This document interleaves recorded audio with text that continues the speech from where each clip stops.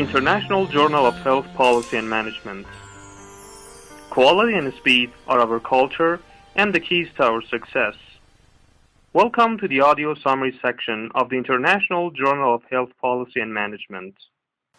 Scientific medicine has made enormous strides in identifying the individual determinants of health, offering insights into pathology, physiology, and increasingly the genome. At the same time, the social sciences have shed light on the social determinants of health, identifying and explaining differences in the health of populations and groups within those populations.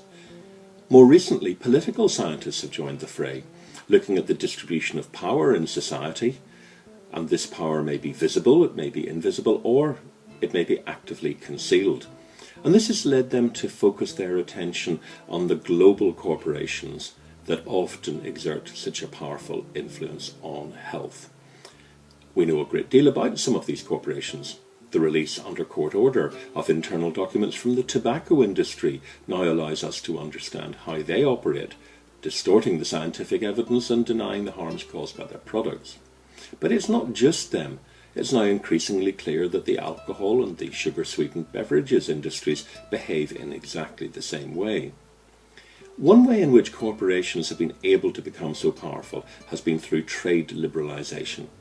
They've lobbied hard for trade agreements that reduce or eliminate what they call non-tariff barriers to trade, but what we call safeguards for health. In another paper in this journal, Ron Labonte and colleagues looked in detail at the Trans-Pacific Trade Partnership. Now, this is one of the most controversial examples of such agreements because of its scale and the depth with which that it goes into.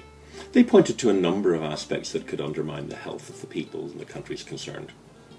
Now, we agree with all of the points they make, but we've been particularly concerned at one element of the Trans-Pacific Partnership and a feature of many other trade agreements, and this is the investor-state dispute settlement process. This is when multinational corporations disagree with an action taken by a national government and seek to challenge it, particularly when it's on grounds of environmental protection or health. One recent notorious example was when the government of Uruguay sought to introduce graphic warnings on its cigarette packages, and it was challenged as this was seen as a restraint on the future profits of the tobacco industry. Now, Uruguay won, but it was only after a long and very expensive battle, and with the financial assistance of the philanthropist Michael Bloomberg. Few small countries would have the resources to take on the tobacco giants like that. At the same time that the Trans-Pacific Partnership was being negotiated, discussions were continuing across the Atlantic on what is now termed the Transatlantic Trade and Investment Partnership. But this time it was different. In the face of huge pressure from civil society, the European Union, which was negotiating on behalf of the European member states, was insisting on a number of safeguards. One was to exempt the health care sector from competition clauses, recognising that there are many sources of market failure in healthcare. Another was retaining the right to set quality standards for healthcare, making sure that these could not be challenged as non-tariff barriers to trade. But the most important was that any dispute that arose should not be dealt with in a secret trade tribunal, but should be dealt with by judges meeting in public, with all of the evidence being published. And these judges should be free from any conflict of interest. They should be selected from a panel. This is not the case with most trade dispute settlement panels, where the arbitrators are selected by the parties concerned. The dispute process should be open to everyone with an interest in what is being discussed, and this would include the advocates for health, environmental protection and human rights. Again, radically different from the situation that exists at present.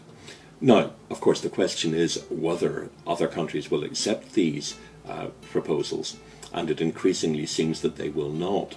But what it does do is that it tells us that the European Union is putting the interests of its people above those of the multinational corporations, even if it means that the TTIP will never be signed.